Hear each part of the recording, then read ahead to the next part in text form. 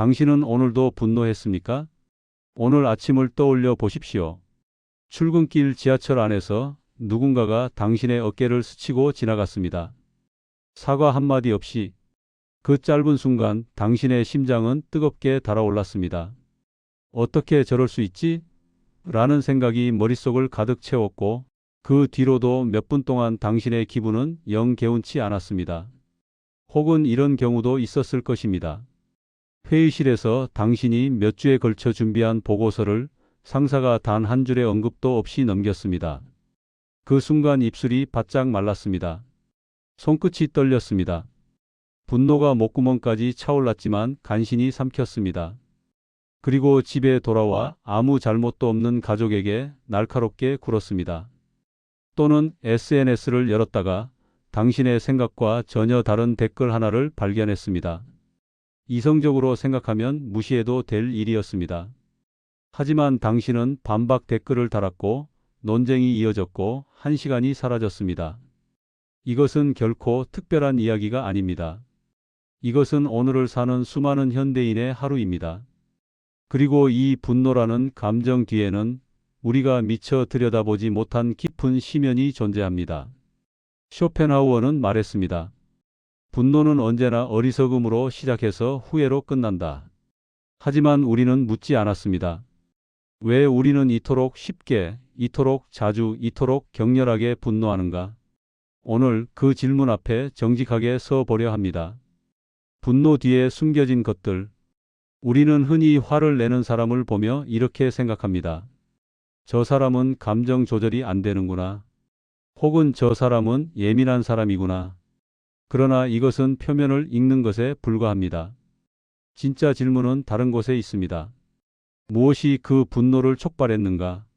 그리고 그 촉발의 진짜 연료는 무엇인가? 첫 번째로 살펴볼 것은 집착입니다. 화를 잘 내는 사람들의 공통된 특징. 하나는 세상이 자신의 기대대로 작동해야 한다는 믿음을 품고 있다는 것입니다. 지하철에서 사과를 받아야 한다. 내 노력은 인정받아야 한다. 내 의견은 존중받아야 한다. 이해해야 한다는 내적 명령은 일종의 집착입니다. 세상에 대한, 타인에 대한, 삶에 대한 고집스러운 기대치. 그리고 세상이 그 기대를 배반할 때 분노는 터져 나옵니다. 두 번째는 보상 심리입니다. 많은 사람들이 화를 낼 때 사실 그들은 무언가를 돌려받으려 하고 있습니다. 상처받은 자존심을 회복하려 하고 무시당한 존재감을 되찾으려 하고 잃어버린 통제권을 탈환하려 합니다. 분노는 이 보상을 위한 심리적 무기입니다. 내가 얼마나 억울한지를, 상대가 얼마나 잘못했는지를 큰 소리로 주장함으로써 균형을 회복하려는 시도입니다. 그러나 이 보상은 결코 완전히 이루어지지 않습니다. 분노는 상처를 치유하지 않습니다. 오히려 새로운 상처를 만들어낼 뿐입니다. 세 번째는 정의감입니다. 이것이 가장 교묘합니다. 화를 잘 내는 사람들 중 많은 이들이 스스로를 정의로운 사람이라 여깁니다. 나는 옳고 저 사람은 틀렸다. 나는 원칙을 지키고 저 사람은 어겼다. 이 정의감에 외투를 두른 분노는 마치 도덕적으로 승인된 감정처럼 느껴집니다. 그래서 더욱 쉽게, 더욱 강렬하게 폭발합니다. 그러나 심리학자 에릭 번이 말했듯 정의감이라는 이름의 분노는 종종 우리 자신의 불안을 외부로 투사하는 방어 기제에 불과합니다. 네 번째는 통제 욕구의 좌절입니다. 인간은 본능적으로 자신의 환경을 통제하고자 합니다. 이 욕구가 좌절될 때, 즉 자신이 예상하지 못한 일이 벌어질 때, 원치 않는 상황이 펼쳐질 때, 분노는 통제력 상실에 대한 즉각적인 반응으로 나타납니다. 교통정체에 화를 내는 것, 컴퓨터가 느리게 작동할 때 화를 내는 것, 이 모든 것의 본질은 내가 원하는 대로 세상이 움직이지 않는다는 원초적 좌절입니다. 이 네 가지 심리적 구조를 이해할 때 비로소 우리는 분노를 다르게 볼 수 있게 됩니다. 분노는 나쁜 성격이 아닙니다. 분노는 채워지지 않은 내면의 결핍이 표면으로 터져오르는 신호입니다. 새 철학자 하나의 진실. 이제 우리는 더 깊은 곳으로 내려가야 합니다. 인류의 지혜가 축적된 철학의 저장고로 먼저 아르투어 쇼펜하우어입니다. 쇼펜하우어는 인간의 고통의 근원을 의지라는 개념으로 설명했습니다. 그에 따르면 인간은 끊임없이 무언가를 욕망하고 추구하는 맹목적인 의지에 지배받는 존재입니다. 이 의지는 충족되더라도 곧 새로운 욕망을 낳고 충족되지 않으면 고통을 만들어냅니다. 분노는 이 의지가 방해받을 때 발생하는 가장 원시적인 반응입니다. 쇼펜하우어는 이렇게 말했습니다. 세상은 나의 의지로 이루어진 표상이다. 그러나 아이러니하게도 세상은 결코 우리의 의지대로 움직이지 않습니다. 그리고 이 계리가 바로 분노의 온상입니다. 화를 잘 내는 사람은 쇼펜하우어의 눈으로 보면 의지에 가장 강하게 지배되는 사람입니다. 그들은 세상이 자신의 의지에 복종해야 한다는 강렬한 신념을 포기하지 못한 채 그 신념이 배반당할 때마다 격렬하게 반응합니다. 해방의 길은 무엇인가? 쇼펜하우어는 의지로부터의 초탈을 말했습니다. 욕망 자체를 내려놓는 것, 세상이 내 의지대로 되어야 한다는 집착을 놓아버리는 것, 이것이 분노로부터의 진정한 자유라고 그는 보았습니다. 두 번째는 마르쿠스 아우렐리우스입니다. 로마의 황제이자 스토아 철학자였던 마르쿠스 아우렐리우스는 자신의 내면의 기록인 명상록에서 이렇게 적었습니다. 당신을 상처 입히는 것은 사건 자체가 아니라 그 사건에 대한 당신의 판단이다. 이것은 현대 심리학의 인지행동 치료와 정확히 맞닿아 있습니다. 아우렐리우스는 2000년 전에 이미 알고 있었습니다. 분노는 외부 사건이 직접 만들어내는 것이 아니라 그 사건을 해석하는 우리의 내면이 만들어내는 것임을, 지하철에서 어깨를 스친 것이 분노를 만든 것이 아닙니다. 저 사람은 나를 무시했다는 당신의 해석이 분노를 만든 것입니다. 아우렐리우스는 또 말했습니다. 다른 사람의 잘못에 화를 낼 시간을 자신을 개선하는 데 써라. 이 문장은 단순한 자기계발의 격언이 아닙니다.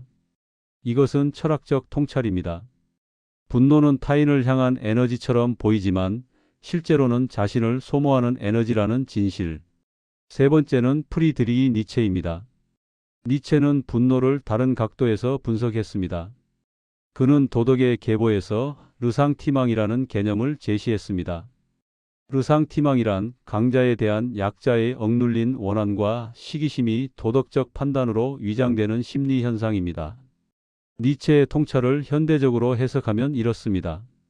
우리가 화를 낼 때 그 화의 상당 부분은 사실 나는 저 사람보다 더 나은 대우를 받아야 한다는 욕구, 혹은 내가 왜 이런 상황에 있어야 하는가라는 존재적 불만에서 비롯됩니다. 분노는 많은 경우 자신의 무력함에 대한 반응입니다. 그리고 니체는 그 무력함을 직면하는 용기, 즉 자신의 의지를 강화하고 르상티망에서 벗어나는 것을 진정한 힘이라고 보았습니다. 세 철학자의 통찰은 서로 다른 언어로 그러나 하나의 진실을 가리킵니다. 분노는 우리 내면의 구조에서 비롯된다. 그리고 그 내면의 구조는 변화될 수 있다. 감정의 독을 끊어내는 법. 이제 우리는 실천의 문 앞에 섰습니다. 철학은 단순한 지식이 아닙니다. 삶의 방식입니다. 첫 번째, 실천. 반응하기 전에 멈추는 것. 아우렐리우스는 말했습니다. 사이 공간을 만들어라.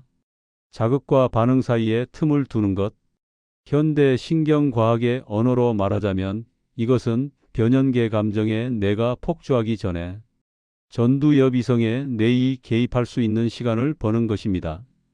누군가의 말이나 행동이 당신을 자극할 때 즉각 반응하지 마십시오. 3번의 깊은 호흡. 그것만으로도 분노의 파도는 한 뼘 낮아집니다. 이것은 감정을 억압하라는 말이 아닙니다. 분노를 느끼는 것은 자연스럽습니다. 하지만 그 분노가 당신을 대신해 말하고 행동하게 내버려 두지 않는 것, 그것이 실천입니다. 두 번째, 실천 해석을 의심하는 것. 당신이 분노를 느낄 때 스스로에게 묻는 습관을 기르십시오. 나는 이 상황을 어떻게 해석하고 있는가? 그 해석이 유일한 해석인가? 지하철에서 어깨를 친 사람은 당신을 무시한 것일 수도 있지만 급한 볼일이 있었을 수도 있습니다. 아픈 사람일 수도 있습니다. 당신의 첫 번째 해석은 하나의 가능성일 뿐입니다. 그것을 유일한 진실로 굳히는 순간 분노는 불필요하게 증폭됩니다. 세 번째, 실천 기대치를 재설정하는 것. 쇼펜하우어의 통찰을 삶에 적용하십시오. 세상 사람들이 항상 당신이 원하는 대로 행동할 것이라는 기대를 내려놓으십시오.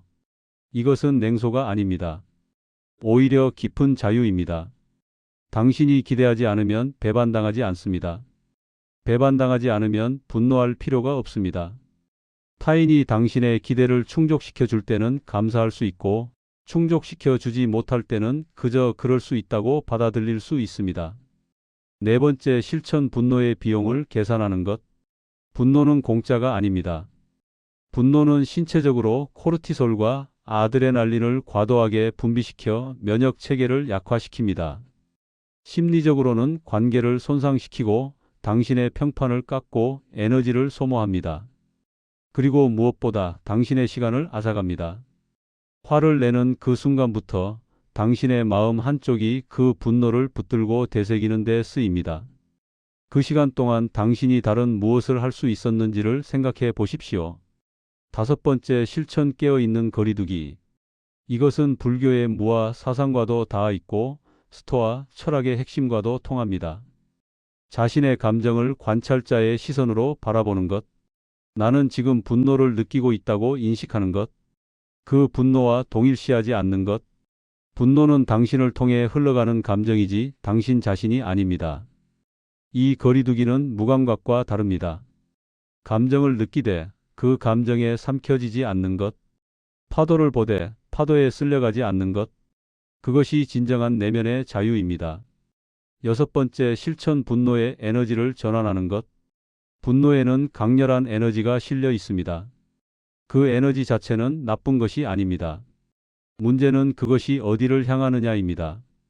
아우렐리우스의 말처럼 타인의 잘못에 분노하는 에너지를 자신을 개선하는 에너지로 전환해 보십시오. 불공정한 상황에 분노를 느낀다면 그 에너지를 건설적인 행동으로 연결하십시오. 분노를 삼키지도 말고 폭발시키지도 말고 그것을 다른 방향으로 흐르게 하십시오. 고요한 불꽃으로 살아가기. 화를 잘 내는 사람은 나쁜 사람이 아닙니다. 그들은 세상에 대한 기대가 크고 자신의 가치를 지키고 싶어 하고 부당함에 민감한 사람입니다. 그 마음의 뿌리에는 종종 순수한 열정과 정의감이 있습니다. 그러나 쇼펜하우어가, 아우렐리우스가, 니체가 우리에게 가르쳐 준 것은 이것입니다. 그 불꽃이 당신을 태우지 않게 하라. 세상을 밝히되 자신을 소모하지 않는 불꽃이 되라. 분노는 삶에서 완전히 사라질 수 없습니다. 그것은 인간의 것이니까요. 하지만 우리는 그 분노와의 관계를 바꿀 수 있습니다. 분노에 지배당하는 삶에서 분노를 바라보는 삶으로. 욕망이 배반당할 때, 기대가 무너질 때, 세상이 내 뜻대로 되지 않을 때, 그 순간에 잠시 멈추십시오. 그리고 자신에게 물어보십시오. 이것은 정말로 내 분노를 쏟을 가치가 있는 일인가? 그 물음 앞에서 정직할 수 있다면 당신은 이미 자유를 향한 첫 걸음을 내디딘 것입니다. 쇼펜하우어는 말했습니다. 평화는 외부 세계에서 찾을 수 없다. 오직 우리의 내면에서만 찾을 수 있다. 당신의 내면에는 이 모든 분노의 파도가 지나간 자리에 고요한 수면이 있습니다. 그 고요함은 약함이 아닙니다. 그것은 가장 깊은 형태의 강함입니다. 오늘 당신을 화나게 한 그 사람이나 그 상황이 10년 뒤에도 당신의 기억 속에 살아있을 것 같습니까?